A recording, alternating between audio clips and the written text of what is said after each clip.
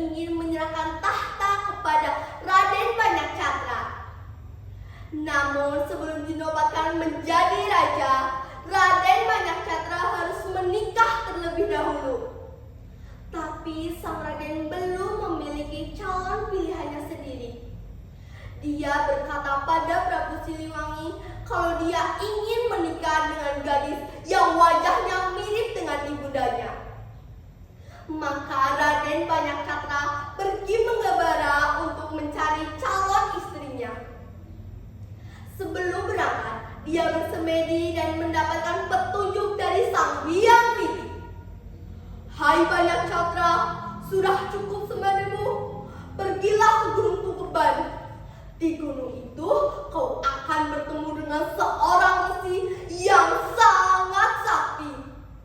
Ki Hajar Wirangrong namanya. Kalau sudah bertemu, mintalah nasihatnya." "Baik, terima kasih petunjuknya Dewata." Dalam perjalanan setelah mendapatkan petunjuk dari Dewata, Raden Banyakcatra berangkat menemui dan meminta nasihat dari Resi Ki Hajar Wirangrong. Setelah mendapat pencerahan, Raden Banyakcatra pergi ke arah Pasir Luhur dan langsung menuju ke Patihan Pasir Luhur, menghadap Pati Pasir Luhur. Raden Banyakcatra meminta untuk mengabdi di Kepatihan Pasir Luhur, mengubah namanya menjadi Kamandaka yang berasal dari Kali Puncak. Seiring waktu di mana Sang Paktih Reksanata tidak memiliki anak, maka dia mengangkat Kamandaka atau Raden Banyakcatra menjadi anaknya. Pada waktu itu, Kadipaten Pasir Luhur dipimpin oleh Adipati Prabu Kadadaha. Sebuah perintah dari Prabu Kadadaha yang memerintahkan Rekyan Pati untuk menyediakan beberapa orang penangkap ikan. Para putri Prabu Kadadaha ikut menyaksikan penangkapan ikan. Hanya putri bungsu yang bernama Dewi Citarasa ditemani Biung Embat Nyai Kende tidak bergabung. Dia hanya memperhatikan dari jauh dan matanya tertuju pada seorang penangkap ikan, yaitu Raden Kamandaka. Setelah beberapa waktu, Putri Dewi Citarasa mencintai Kamandaka dan meminta datang ke Kaputren Kadipaten Pasir Luhur.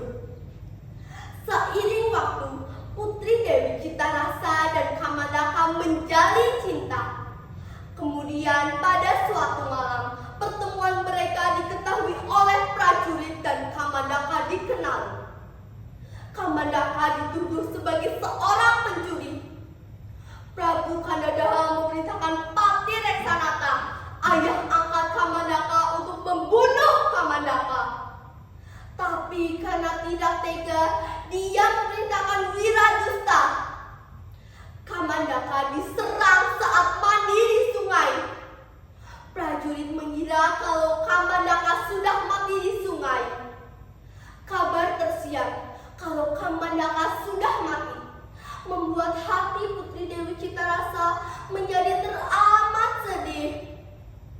Raden Banyakcatra yang sudah lama berkelana namun tidak kunjung pulang. Maka Prabu Siliwangi memerintahkan Raden Banyakngampar untuk mencari dan mengajak pulang ke istana Pajajaran. Raden Banyakngampar juga sampai di Kadipaten Pasir Luhur. Lalu dia mengabdi dan menjadi prajurit dengan nama samaran Siliwana. Adipati kemudian memerintahkan untuk menangkap atau membunuh Kamandaka yang dianggap pengacau. Raden Kamandaka ternyata telah menjadi seorang penyabung ayam. Berangkatlah Raden Banyakngampar atau Siliwana bersama prajurit berbaju samaran. Mereka membawa ayam aduan untuk menjebak Kamandaka. Pertarungan terjadi beberapa waktu dan sampailah puncaknya pertarungan Kamandaka dan Siliwana. Keduanya sudah tidak lagi mengenali karena sudah bertahun-tahun tidak berjumpa. "Hai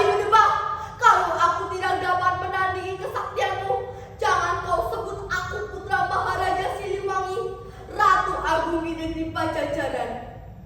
Mendengar perkataan yang dahsyat itu, barulah Raden Banyakambar tahu kalau Kamandaka adalah nama samaran dari sang kakak yang dia cari selama ini.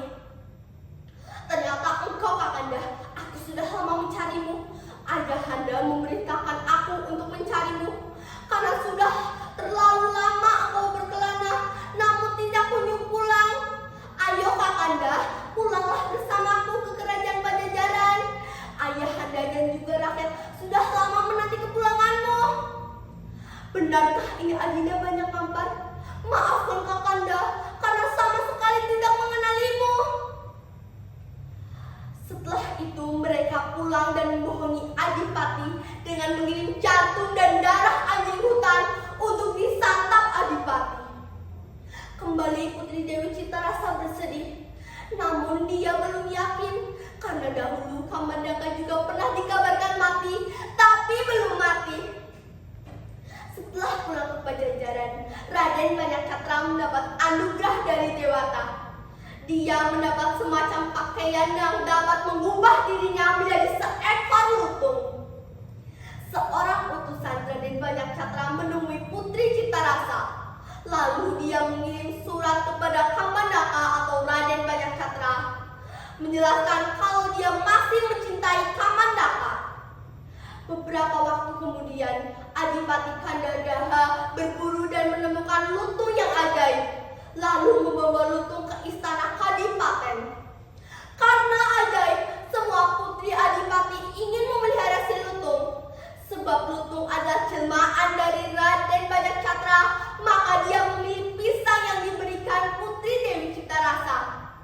Maka bertemulah kedua sepasang kekasih itu. Kanda, ternyata lutung itu jelmaan dari dirimu, Kanda. Saya bahagia sekali. Akhirnya bisa bertemu Kanda Banyakcatra lagi. Betul, Dinda Dewi, lutung itu memang jelmaan aku untuk mencari calon istri yang benar-benar tulus mencintaiku. Ternyata Dinda Dewi lah jodohku. Aku juga merasa sangat bahagia bisa bertemu dengan Dinda Dewi lagi. Adipati pun dengan senang hati menikahkan keduanya. Setelah itu mereka pulang ke Pajajaran. Selanjutnya Raden Banyakcatra atau Kamandaka memimpin perang dan berhasil menghancurkan pasukan kerajaan Nusa Tembini. Masa-masa berikutnya, Raden Banyakcatra diangkat menjadi Adipati Kadipaten Pasir Luhur. Akhirnya Raden Kamandaka dan Dewi Citarasa hidup bahagia selamanya. Begitu teman-teman, terima kasih.